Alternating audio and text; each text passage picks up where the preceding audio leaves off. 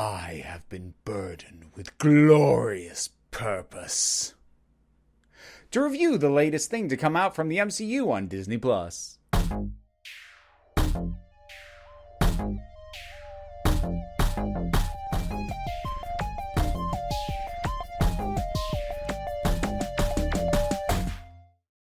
I'm not actually burdened, like no one's making me do this. I'm doing this because I want to. And I'm dropping this here because this feels like a bigger deal. And, you know, I had debated whether or not to do things like the WandaVision or the Falcon and Winter Soldier reviews here on the main channel or over in the break room where I actually ended up doing it. A break room of Geeks. Subscribe if you're not. But we're going to at least do the premiere here. I may or may not continue to do episode-by-episode reviews here, depending on what the view numbers are, frankly. But I'll keep doing them regardless. They may just move to the break room. We'll see. Again, subscribe there if you haven't. Loki! First episode, Glorious Purpose. It's kind of hard to judge the show too much based off this episode because this is very much a setup episode. Premieres tend to be one of two things. Most often, what they are is something that will spend maybe the first quarter of their runtime establishing everything that needs to establish, and then try and be an expression of what a standard episode of a show is meant to be like. The other option, which is what Loki is something that is just devoting the entire runtime of the premiere episode to the setup. Now, honestly, that's kind of what all the MCU shows have been so far, because none of these are at present designed with the intent that they continue on for multiple seasons. They might, well, maybe not WandaVision, but Falcon and Winter Soldier conceivably could. Depending on how this ends, this probably could. But they're not being designed with the standard network mentality of, we want this to last for as many seasons as possible, so we have a set formula for what an episode is. That's not what this is doing, so it makes sense to devote pretty much the entire first episode to establishing what needs to be known. And it does a pretty good job of that, especially because it can be hard to do what is basically an exposition dump episode and also have it be entertaining. That's not an easy thing to do, and this does it well, largely buoyed by the charm of the actors involved. Tom Hiddleston, obviously, right up there. He actually does some really, really good emotional work in this. I'm going to come back to that. But also Owen Wilson with his laid-back Owen Wilsonness. The dynamic between him and Loki is wonderful. The two of them are just so not similar at all, which makes for really good chemistry because they just bring such different vibes to the table. Watching them bounce off each other is just delightful. I think largely I'm going to end up talking about some of the logistics of what we've learned in this because, like I said, plot-wise, there isn't really anything going on here that you couldn't have gathered from the early trailers. This is the Loki that escaped during the events of Avengers Endgame with the Tesseract. He has now been apprehended by the Time Variance Agency, who takes it upon themselves to maintain the one sacred timeline, as they call it, that is what is supposed to happen, and Loki is now a variant and is deviating from that. However, instead of simply resetting him and making time the way it is, they are going to recruit him to try and deal with a bigger problem that they've got going on elsewhere in time. That's what happens. That's pretty much what anyone could have guessed was going to be the premise, and this really is nothing but premise setting. So let's talk about some of the details of some of these premises. I am so far pretty good with the Time Variance Agency. First of all, I like that it is incredibly bureaucratic. I always love, just in general, the idea of these massive, powerful, almost godlike entities in terms of what they're able to do and their capabilities and their sight in it. You know, they see all, they know all, they can do all, and like, it's just an office. It's just a bureaucratically run office. I just love that as a premise. That's not something I really will ever tire of. It's one of the things I love about Beetlejuice, where the afterlife is this messy bureaucracy, or something like The Adjustment Bureau, which was a movie that I really liked for some of those same elements. So I like that in general. So I'm here for that. Some of the things that they well, first of all, can we just call right now the timekeepers or whatever? They're going to turn out to be either corrupt or dead or a lie that never existed in the first place. Like, it is incredibly conspicuous that A, we don't meet any of them, B, that they seem to basically have taken it upon themselves to decide what is or what isn't the thing that is supposed to happen, and they answer to nobody, so like there's no way that's not going to get called out. Like these sorts of things, that always happens ultimately. It happened eventually with the Time Lords in Doctor Who. It happened with the Time Agency in Legends of Tomorrow. It's always what happens. So I don't even think it's a spoiler to claim that that's going to be where things go. I am going to talk about this episode pretty freely, so I guess spoiler warning I should have given earlier, except that, like I said, it's pretty much all set up except for the thing that happens at the very, very, very, very, very end, which I will save to the end of the review. Okay, so moving on from that, I do like some of the things that this manages to pretty seamlessly let us know about how things are operating within the MCU. First off, it is established that there is not, at present, a multiverse. There used to be a multiverse, but the multiverse, its very existence, caused tension and war and problems. So we're seeding two ideas here that can and probably will be picked up later. One, multiverses are inherently dangerous. And two, there is not one right now, or at least there is not supposed to be one. They even kind of drop things that feel like they're setting up at least towards an indication of what Multiverse of Madness with Doctor Strange is going to be about. Less about, I think what some of us probably thought it was, discovering the scope of the multiverse, and more about realizing, oh, this is just bad if this thing exists or is reintroduced, or if we accidentally created it somewhere along the line, or what have you. The other thing that I kind of like, because I had my own headcanon for this, but they kind of confirmed it more or less, which is that I like that the accepted timeline includes time travel. So what I mean by that is, when Loki got taken out because he was a variant who was messing with the established timeline, I did immediately think, well, the Avengers were messing with time as well. Now, before the show even addressed it, I thought, well, yes, but then they also made a point of going back and reset and trying to get things back to the way they were so that they made as little ripples as possible. Maybe that's why they got away with it. And honestly, I would have been fine just thinking that without an explanation. But instead, they actually say, no, that's what they were supposed to do. So I kind of like that the accepted version of time includes messing with time. That's a nice little Inception-y kind of layered thing. That's nice. I dig that. I'm slightly iffy.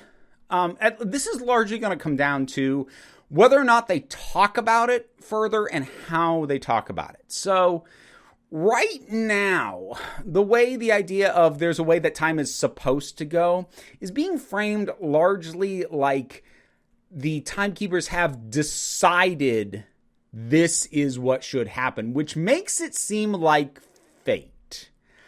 I'm not big on fate as a general philosophical concept, nor as a narrative tool, because it's kind of lazy.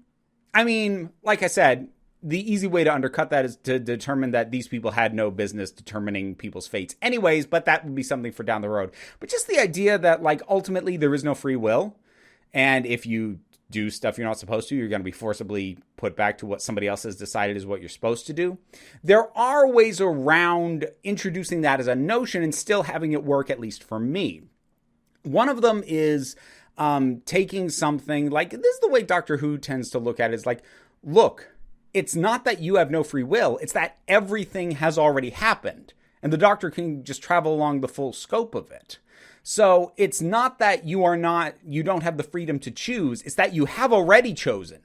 But if something forces you to do something other than what you yourself would have chosen, or if in retaliation you forcibly break what it was you yourself were choosing to do that was part of the established set timeline, that's where things get messy. Now, that's a little bit heady, it's a little bit metaphysical, and it might be more than this show is willing to do. And like I said, there are ways to sort of adjust it moving forward depending on what happens ultimately to the TVA or the timekeepers or whatever by the end of the season. All this stuff might be shaken up. But it does basically it does basically present a world in which everything we've seen up to this point was predetermined by these beings that we don't know.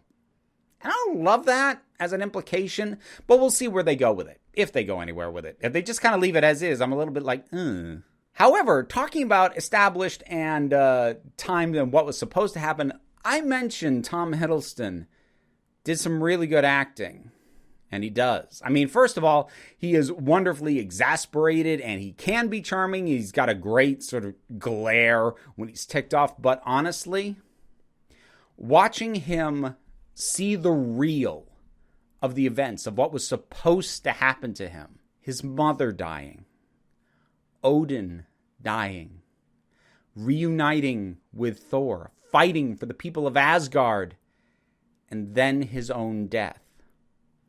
Watching him watch that was really, really good stuff. He sold so much with smiles and little breaths and tears. I felt like I was on that emotional journey with him as he was seeing it for the first time. That was really well done, and it's pretty much all down to his performance.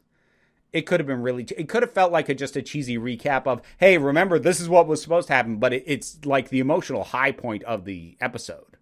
So that's pretty dang impressive. Now, there's a lot of little things that I could bring up. Like, I think they had a lot of fun use of the sort of technology that the TVA has in terms of, like, blipping people here and there. Or, like, when that agent, like, smacks Loki with this thing and he basically, like, reacts in slow time while she's still in normal time.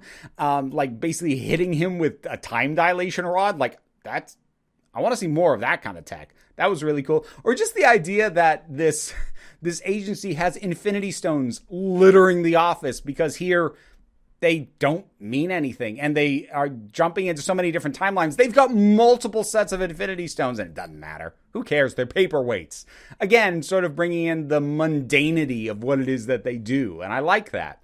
But now let's spend a little time on what is legitimately a spoiler. So there's your warning. I'm talking about the thing that is brought up at the very, very, very, very end, which is that, and this I kind of called, and I'm now going to make further calls having now discussed this. So we see Agent Mobius, that's Owen Wilson's character, step in on a situation where some agents have been killed when they were trying to fix something. This is something that's been ongoing. I figured it was a version of Loki right off the bat. As soon as it was mentioned, oh, they were stabbed like the other people. I'm like, well, like, who else in the MCU uses knives? And they're not going to just introduce a whole new character because there would be no point in this kind of build up that way. It has to be somebody we already know. Knives are Loki. It's Loki. So we don't really see this other worse, dangerous version of Loki. Now, there's here's what I like about this twist right off the bat. It gives immediate context for why Owen Wilson not only feels that this version of Loki that we know could help him, but also it really gives a methodology behind the kinds of questions he was asking him. Like, do you really enjoy hurting people? Like, trying to get to the heart of Loki to figure out, if I try and recruit you to help, are you just going to make the problem worse? Or is there something underneath the cruelty that you put front and center? And to see him drill at that and crack through it at least a little bit, really good stuff. So the fairly easily guessed twist at this point would be that the version of Loki that we're going to be combating, that is the villain, is going to be some equivalent of the female version of Loki. So, couple of things. Quick reminder. Loki, the ancient Norse mythological figure, is gender fluid. He actually is the mother of the multi-legged horse that Odin rides. I really hope they bring that up somewhere along the lines. And also in the comics, Loki is and has been, for a period of time, a woman. And it's not like the Thor situation where what happened where a woman took up Thor's mantle. No, Loki himself became a woman and was a woman for a stretch of time.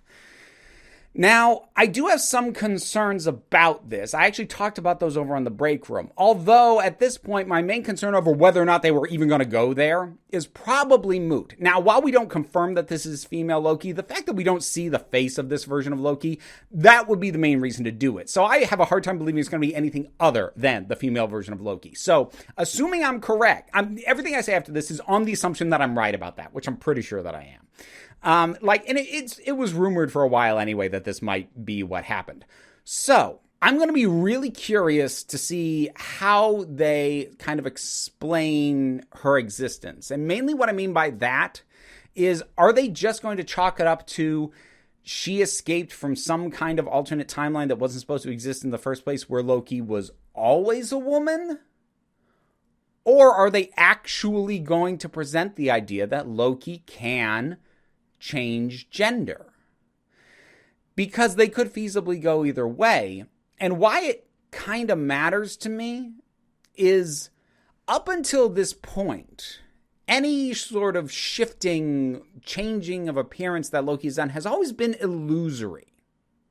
So I'm very curious as to whether this female Loki is going to be established to be the same. I mean, like, not the same, because, like, variants or whatever, but, like, was originally, at some earlier point within their own timeline, the same as the male Loki we now have, and did choose to completely physically transform into a female version. That's what I'm kind of hoping, because the alternatives are to either not really address the gender fluidity properly at all, if it ends up just coming down to completely different timeline, wasn't supposed to exist in the first place, was always a woman, like I said. That just dodges the issue.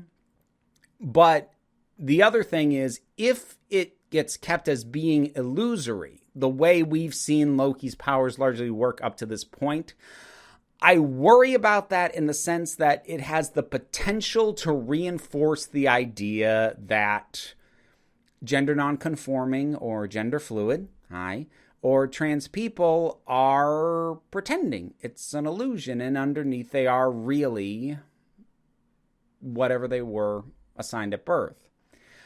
Intentionally reinforcing that? No. But it's a common undercurrent, and it's a big part of the main reason why I get very iffy about cisgender people playing any kind of trans or non-binary role, because having them there at all does on some subconscious level reinforce the idea, but they're really this standard binary gender, because the audience knows that the performer is really that standard binary gender and is just pretending. So it's one of the things that makes me nervous about introducing the gender fluid aspects of Loki at all, because since Tom Hiddleston is cis, and look, I'm not going to suddenly say they shouldn't have cast Tom Hiddleston. They're bringing this element of the thing in way, way, way, way later. And there's no way you're ever going to convince me they were planning to go here eventually always. Because if that was the case, then I would say, maybe get somebody at least non-binary. But, they didn't. This is something they're adding in after, so nothing against him, and I don't think there's anything wrong with his casting originally. But now that he's in the role, I am nervous about how that will be handled and depicted, and it's going to largely come down to the fine details and the nuances of the situation. And whether or not it gets addressed at all, or whether it's just a gimmick. And honestly, if it is just a gimmick, that is potentially less damaging than if they try and dig into it and just do it badly. I've said in the past that bad representation is better than no representation. I stand by that. But I would say that just presenting a female Loki and not really touching on it, you could put that in as kind of neutral leaning bad representation, because you don't do much with it. You just did it. I would prefer that over they try and dig into it and screw it up. I mean, there's the sliver of the possibility they try and dig into this and actually nail it. I have faith in Marvel on a lot of things. I don't have a ton of faith on them on representation. And not because they've massively screwed it up, but they have been so slow to even try and touch on this stuff. And other departments of Disney have legitimately screwed this stuff up very fully. So I'm gonna be nervous. I'm at this point, I'm expecting Lady Loki. I kind of want to see Lady Loki, but I'm going to be really nervous the whole way through, every step of the way, for all the fine details of how this is depicted, how the character is talked about, and how this is handled by Loki Prime. But we'll see going forward. Fingers crossed it's good, because this is a solid start. There's a lot of good foundation here to do some fun stuff. We'll see. Loki, glorious purpose. What'd you think about it? Whatever your thoughts are, drop something down in the comments. Let's talk about it. I have a Patreon.